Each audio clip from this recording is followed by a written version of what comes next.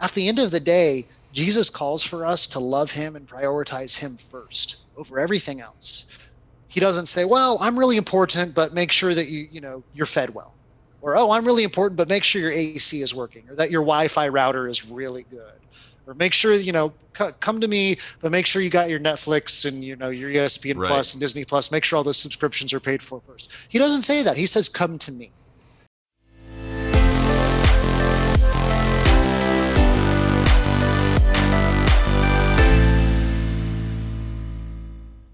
Welcome, ladies and gentlemen, to the Salty Pastor Podcast, a podcast dedicated to really helping you learn to think for yourself. On Tuesdays, we spend some time in the Bible, learning about what God says about who we are and what the world should be. And then on Thursdays, we tend to spend time talking about how that applies to the real world.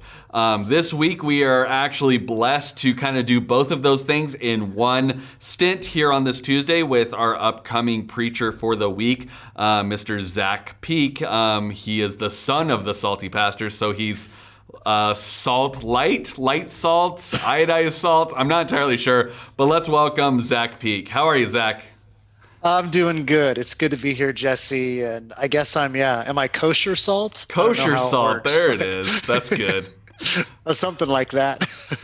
So you're coming up this week to preach, and we're still in our Get Up and Go series, all about really activating your faith. You're not meant to just be passive and sitting around doing nothing with it, but actually get up and do something with it. So what's exciting you about this series? I think you're preaching for the next 2 weeks, right? So you've got 2 weeks to impress upon everyone what you want to say.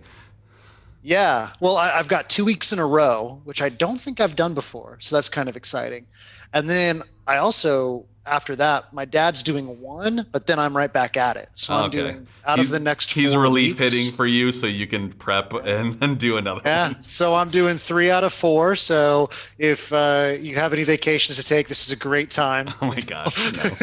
Get out of town. No, I'm really excited about it because it's a lot about application, and it's a lot of 1 week kind of topics. A lot of the time what we do is we'll do longer series. So we'll kind of build over 3, 4, or even 6 weeks to, build on points and keep on going forward with what was discussed last week. And the difference with Get Up and Go is it's all connected, but it's connected just by saying, here's little things you can apply. And so it's a little bit more, each one stands on their own a little bit better. And so I'm really excited about that because I think I'm going to be able to have a little bit more freedom and really be able to dive into some application. And like you said, talking about getting up and being active with our faith as opposed to passive with it. Well, and what I think is really fun about this series, and I don't think it was intentional when we planned it out, but it's working out this way, is not only are we getting all 3 of you, Pastor Doug and Pastor Harv, on the Salty Pastor, but also in the sermons. And each of you has different strengths when you preach and things that you like to focus on. So this series that has so much variety is also giving us variety in speaking styles, in focuses. And so it's kind of like a grab bag of things that you can learn over the summer while you're out and about and experiencing life. So let's move on to kind of what you wanted to focus on this week. What are we talking about? Well, the first week that I'm up, we're going to talk about something that is one of the most passive areas of people's faith in our country and in our culture. And I think it's one of the areas, what I'm going to talk about is we can be some of the most active people here. And that's with being generous. I'm going to be talking about the story of the rich young ruler that we find in Mark chapter 10. We'll dive into that in just a second. But it really strikes me how when I talk with people and I talk with friends, when I read the news or see what's going on in the world, whenever people think of wealth, they tend to think of people like Bill Gates or Jeff Bezos, professional athletes, Elon Musk. There's all these big names that when you hear about rich or you hear about wealthy, that's who we think of in our country. That's who we call rich. When really, and I might be able to bring some of this up in my sermon, but the Washington Post a couple of years ago put out this income percentile calculator that shows you based on how much money your household makes, what percentile of income are you in America and the world. And the fact is that 90% of Americans are above average compared to the rest of the world. When we look at wealth, we are the rich people. We are what the rest of the world looks at as wealthy and rich.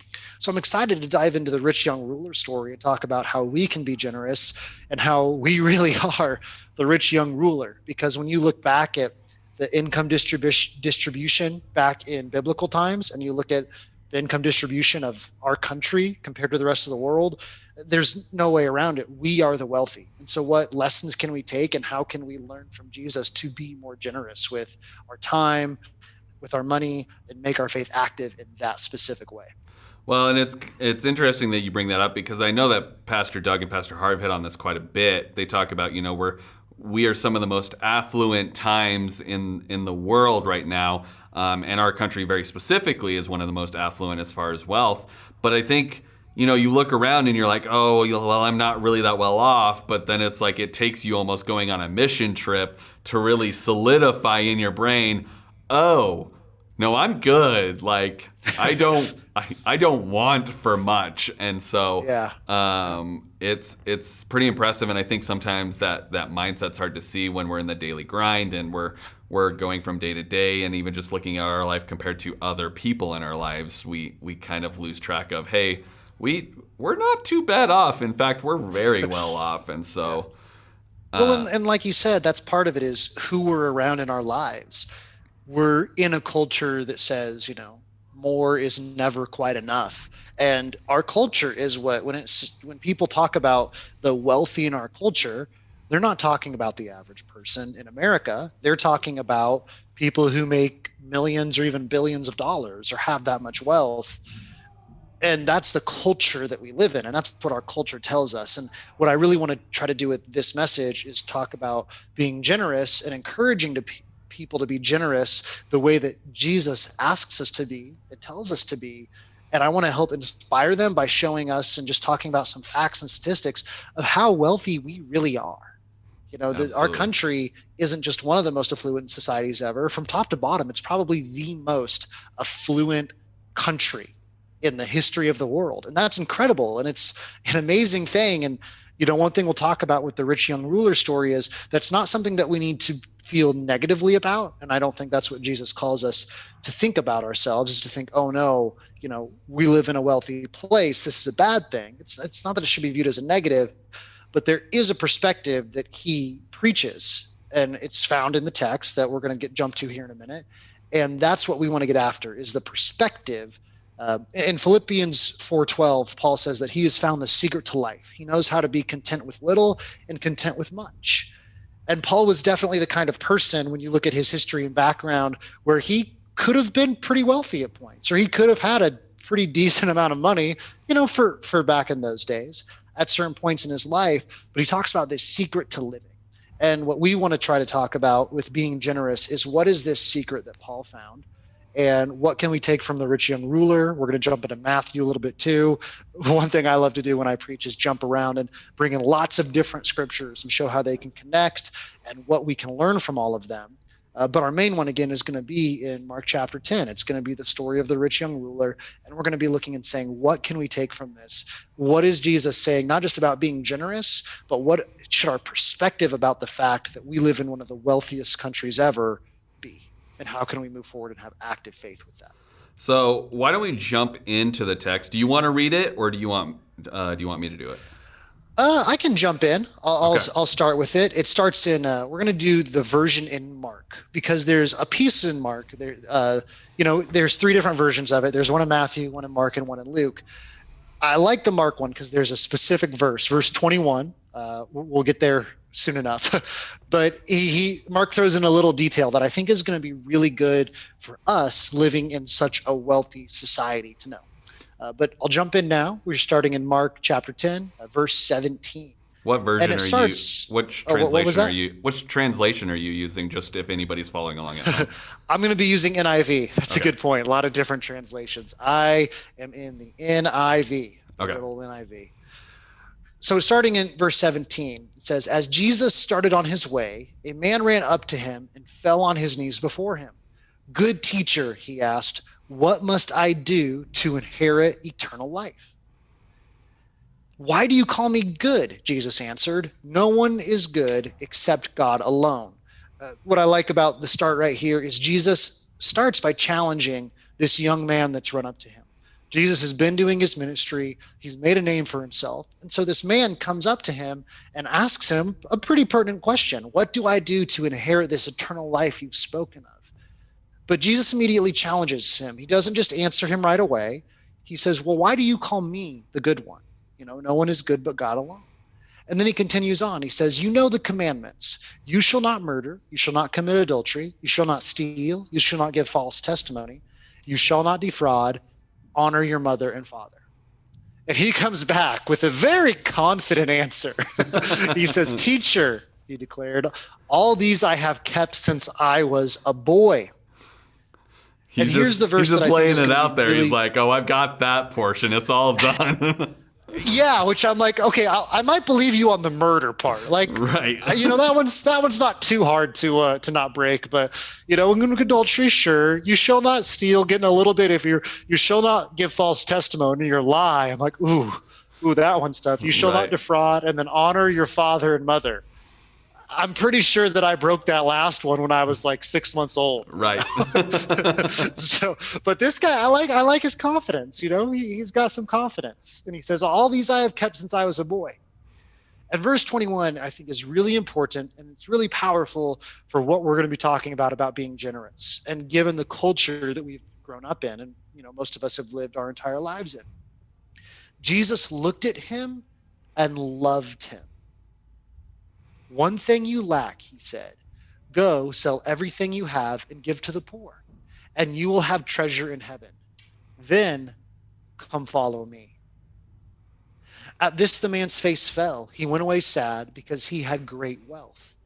And I want to stop and pause here and hit up a couple really important parts. First off, Mark notes that Jesus looked at him and loved him. And I think that's really important, and it's really powerful here because this man, obviously, we can see it in the, just from being outside observers. And then we also, have years and years of, growing up in a Christian culture. Maybe you're new to the church and you don't know it as well. But for people who've grown up in the church for a long time, they've probably heard this passage before.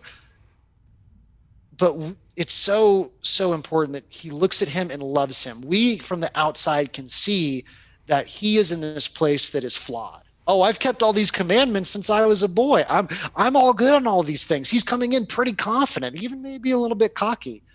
But Jesus looks at him and loves him anyway. Jesus looks at him and sees, look, I'm not here to hurt you. I'm not here to, tear him apart. I mean, how do we look at the rich in America today? I see a lot of things on the news that are very negative.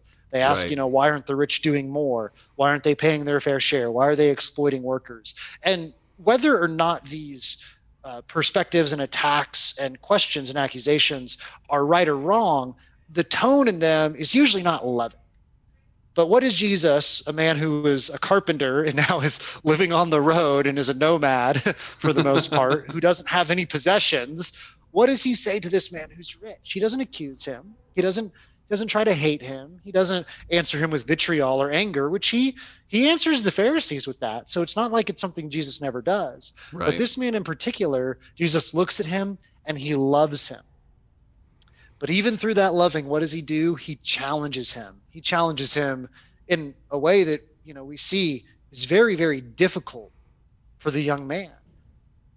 He says, go sell everything you have and give to the poor.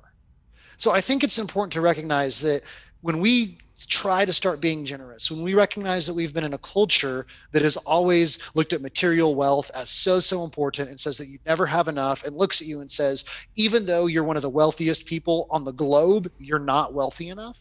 When we recognize that we've been grown up in that culture, it doesn't need to inspire hate. It doesn't need to inspire anger. It doesn't need to inspire shame or guilt for ourselves or for those around us.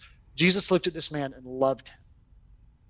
But then there is that second part where he challenges him. He says, go and sell everything you own. Now, there's an important part I want to hit up here. Jesus is not saying that everybody in America needs to go and sell every possession they have. Your salvation is not based on your ability to go sell off all of your things, is what you're saying. Yeah. I mean, That'd be kind of cool to see happen. It'd be Right. pretty interesting. I took a lot of economics courses in my undergrad, so it'd be pretty interesting to see how that would how that change a lot of things. But but I think the important thing to recognize here is the heart that Jesus is going after is not purely based on the possessions. And we'll see why in these next couple verses. We're going to pick back up in verse 22. At this, the man's face fell. He went away sad because he had great wealth. Jesus looked around and said to his disciples, "How hard is it for the rich to enter the kingdom of God?" The disciples were amazed at his words. But Jesus said again, "Children, how hard is it to enter the kingdom of God? It is easier for a camel to go through the eye of a needle than for someone who is rich to enter the kingdom of heaven." So originally, as like a Christian and somebody who, when you recognize that you live in one of the wealthiest societies in the world and that you yourself are, if you're an American and you've lived here more than a couple of years, you are most likely rich. That's kind of a scary verse to read. It's harder, it's easier for a camel to go through the eye of the needle than it is for a rich man to get into heaven. But I think it's important that we look at what Jesus is trying to say here. He's talking about how difficult it is to get into heaven. And why is it? Well, there's a couple things. First, the disciples ask who can be saved, and he finishes in verse 27 by saying, "With man this is impossible, but not with God. With God all things are possible." So first, even though he paints a pretty bleak picture for us of, wow, as a wealthy person, it's extraordinarily difficult to achieve the kingdom of heaven and to, be part of Jesus's kingdom, to have a relationship with him. It's not impossible, because with God all things are possible. Right. But there's also other versions of this story. Like I said earlier, there's versions in Luke and there's versions in Matthew. And it's important to recognize that in those versions, Jesus doesn't just say, "Go sell everything you own." He says, and even in Mark, he says, "One thing you lack." Or in other versions, he'll say, "What would make you perfect?" Right. And I think what's important to take away from these is this young man was really, really attached to his possession.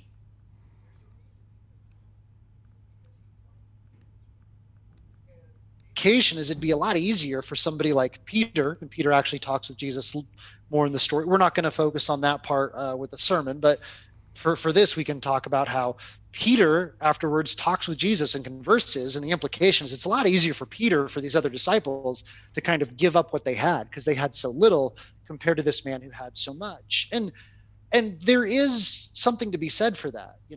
In America, even though we're so wealthy, how much greed is there in our country? There's so much greed, and there's so much desire for more and more and more, and people want more and more and more money, and it's all about money all the time. It's never really about anything else.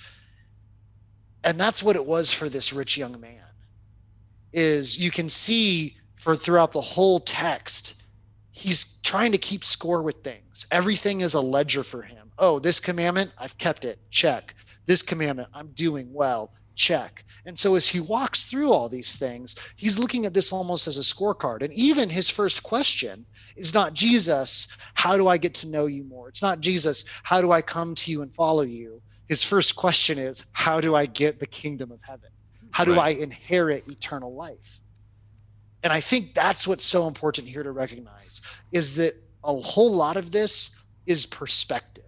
I don't think Jesus here is advocating for pure asceticism. And asceticism, for anyone who doesn't know, is the idea that material possessions are evil and having them at all corrupts you and leads to sin. St. Francis of Assisi was an ascetic, and so he sold everything he owned, and he had no possessions at all. He lived on the charity of others as he went and did his ministry, and he had nothing. That's what asceticism is about. And I don't think Jesus was preaching pure asceticism here. I think because pure asceticism still focuses on material possessions. It just says don't have any. Right. Our culture focuses on material possessions. It says have all of them. But really, why in Philippians 4:12 does Paul say that he's found the secret to life, that he can be content in much and in little? Well, it's because of what Jesus is challenging the rich young man here with. This rich young man walked away from Jesus. And why did he do that? Because he didn't want to sell his possessions. And so when we focus on being generous this week, when we talk about being inspired to give and to follow God and to be more generous with our money and with our time, with our effort and with our work, when we talk about being generous with those things to follow God, what we're talking about is the fact that there's an attitude that these things that we talk about, whether it be our time, whether it be our money, whatever it may be, are more important than God. Well, and I think it comes down to, like, I'm sure you're going to expound upon, is it's what are you putting ahead of God? What are you not willing to relinquish? More than, it's not that God needs your money. I mean, I did Financial Peace University recently, and Dave Ramsey talks about this. I've heard Pastor Doug talk about this. A lot of wise people, some of the wisest people I know, all talk about this. It's not about, tithing or generosity is not about, well, this person needs your stuff or God needs your money, because that's not the truth. It's about, what are you holding on to so tight that's keeping you from being able to have a closer relationship with God? And for rich people or people with wealth, usually it's that thing. That's the thing that they're like, well, I've worked so hard for this, I don't want to give it up.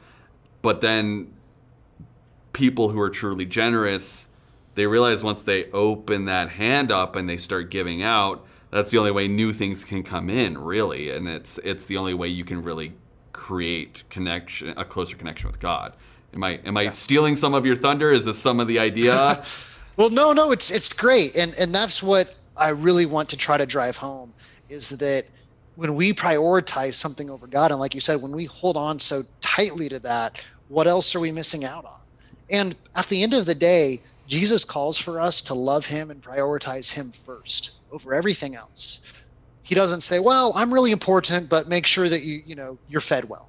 Or, oh, I'm really important, but make sure your AC is working, or that your Wi-Fi router is really good.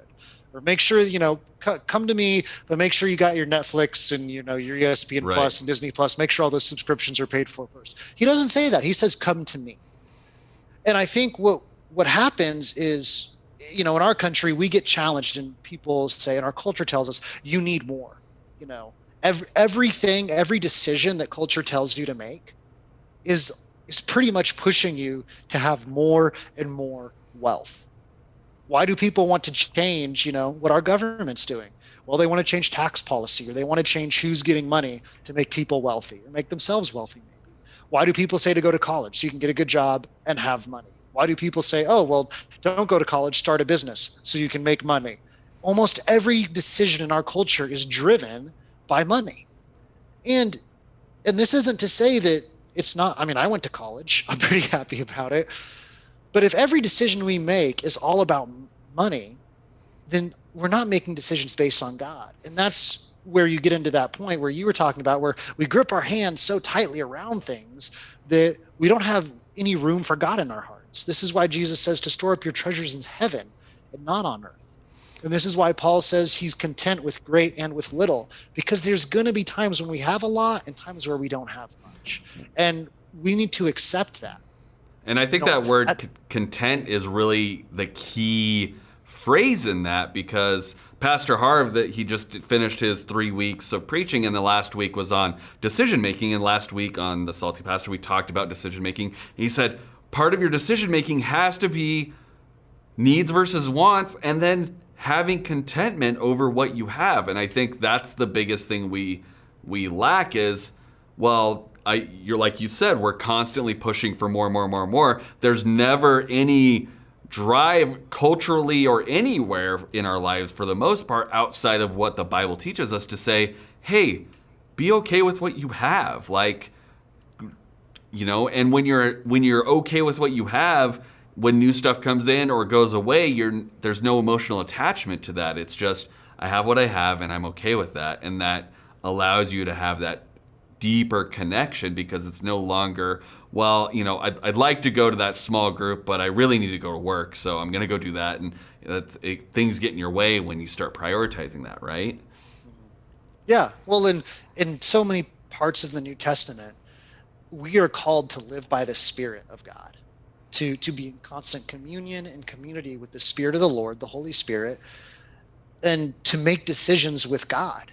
And when you're bringing money into those equations, it's really hard to, make a decision based both on God and on money. It's usually a pretty exclusive thing. And again, I don't want to sit here and advocate that, money is a worthless thing or that money is something we should totally and completely ignore. I mean, again, I got a lot of economics in my undergrad and then in my graduate studies. And I don't think it's ill-advised to go out there into, if a businessman has if you're a businessman or a businesswoman and you have a service and you are doing well, I don't think that's something we need to look at negatively. And I don't want to advocate for that. But what I do want to advocate for is saying that will never and should never be as important as God. And so if we're truly prioritizing God, then why would we not be generous to him with our money and with our time and with our lives? Because to say, well, God is my priority, but I'm not going to give to him, that doesn't make any sense, because he calls for us to tithe, and not to tithe for him, not so he has money, not so he has gold or whatever, but because that money goes, and because as a church and a community, we support each other. Right. How can we be part of a community? There's so much here. How can we be part of a community if we're not being generous with each other? And that's what the church is supposed to be, is a community. How can we truly be prioritizing God and prioritizing the people in our lives if we're focused more on keeping money for ourselves than being generous with them? Or again, I don't want to just talk about being generous with money, although it's critically important, but also being generous with our time. Right. Being generous with our lives is the end of it. And at the end of the day, I don't see how we can decide to be against that and prioritize God. Well, and I don't think there's a way. It comes down to what's the condition of your heart, right? Like, is your heart open and you're like, okay, I am pouring forth, or are you closing it off and not allowing that generosity to flow? Like, you have to make a decision on who you're putting first in your life, and the God's call to tithe or to serve is not about, again, like you said, it's not about the money or the thing. It's about developing a discipline and saying, you told me to do this. You are number one in my life. So I'm going to do this because this doesn't matter to me as much as you do. And that's what you've asked me to do. And so it's the condition of your heart. It's a discipline, right? Yeah, exactly. And that's, at the end of the day, like all things with God, he gives us the power and he gives us the ability to make that decision. He says, look, you can follow me kind of and hold on to your things, or you can come to me and live the life the way I have set before you. And it's a lot more of an adventure.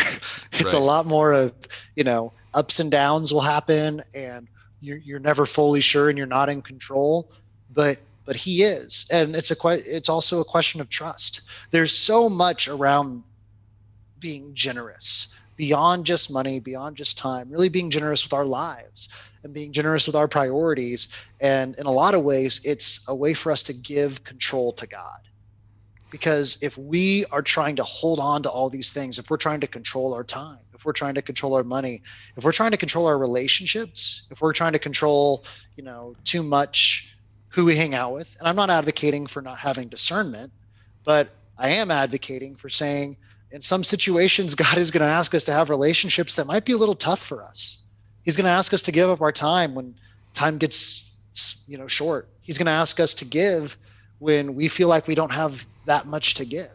And these things are all going to happen to us. And they're all opportunities for us to say, where am I? Am I going to be someone who follows God completely, who has my heart surrendered to him? Or am I going to try to follow a couple different paths? And it doesn't work that way with God. We don't follow multiple paths with him. We follow him, and he walks us down a place. And so this essence of generosity and giving is an amazing way for us to have active faith. Because once you start giving, whether it be with just your time or just your money or just your relationships, you can start giving in more and more areas of your life.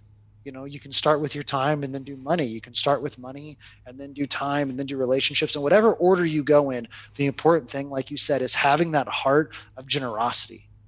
Because to be generous, we have to be in contact with the Lord to say, what is it you want from me? Right. That involves giving up control, which is a really difficult thing for us to do a lot of the time. Well, and it's another thing about trust as well, right? Like, by giving up that control, you're giving your trust into God's going to take care of my needs and what I need. Similar to, Abraham was called to sacrifice Isaac. Again, we're not advocating you go and sacrifice your children, but Please do not take that away from the podcast. But what it came down to was Isaac was his favorite only son. It was his most prized possession. And the story of the rich young ruler was, what do you value more than God? That's the thing you need to give up. And Abraham was called to say, hey, you care about him more than you care about me. Are you willing to sacrifice him? And when he was going to do this, God stopped him and said, hey, you've shown your heart to me. You don't need to do this anymore. And that's basically what this rich young ruler was called to do was, are you willing to give up the thing you prize the most in the world to be generous and put me first? And he wasn't. He hung his head in shame and he walked away. He wasn't willing to do that. And so it's all about what's the condition of your heart. Are you willing to trust that if you give this thing up, you're gonna be okay. No matter how attached to it you are, you're gonna be okay because God's got you. Yeah. No, exactly.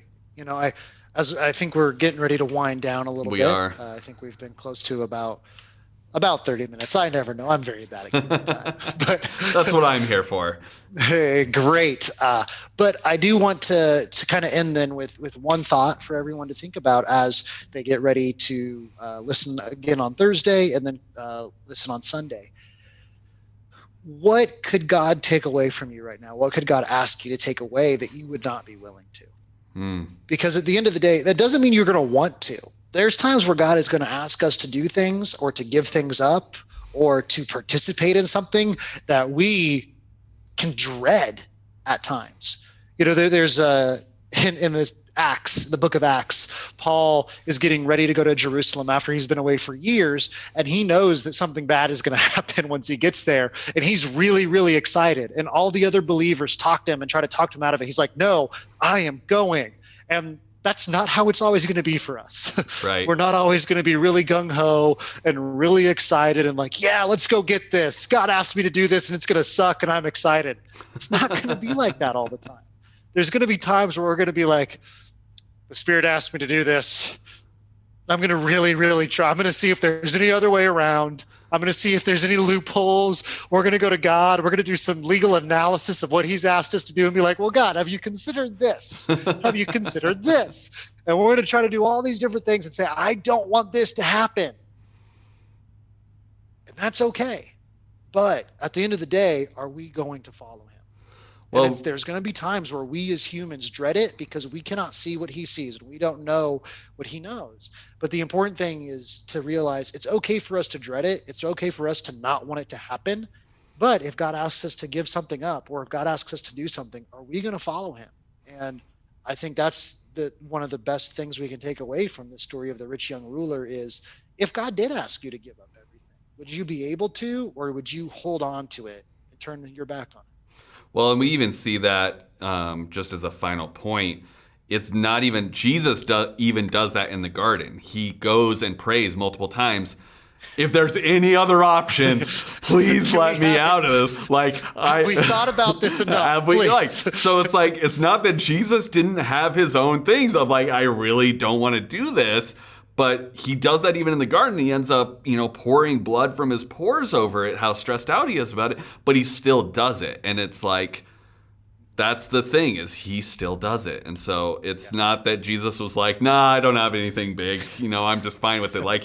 He has those same things. It's not an expectation that we're not going to have our reservations about it. It's just whether we're willing to do it. So we just really appreciate you joining us today on the podcast, Zach. We're excited to hear you on Sunday. Please tune in. We're continuing our sub-series of What in the Sam Hill on Thursday. So Pastor Doug has those kind of breakdowns of key philosophies and theories that we discuss a lot on this podcast that you can kind of catch up and get a deep, in-depth analysis without having to go back and listen to 50 hours of content to try to catch up. So make sure you tune in for that. And then obviously on Sunday, tune in to hear Zac talk about more of the rich young ruler and how we can apply that and activate our faith. So thank you guys so much for joining us, and we'll see you on Thursday here on The Salty Pastor. Thanks, Jesse. Bye, everybody.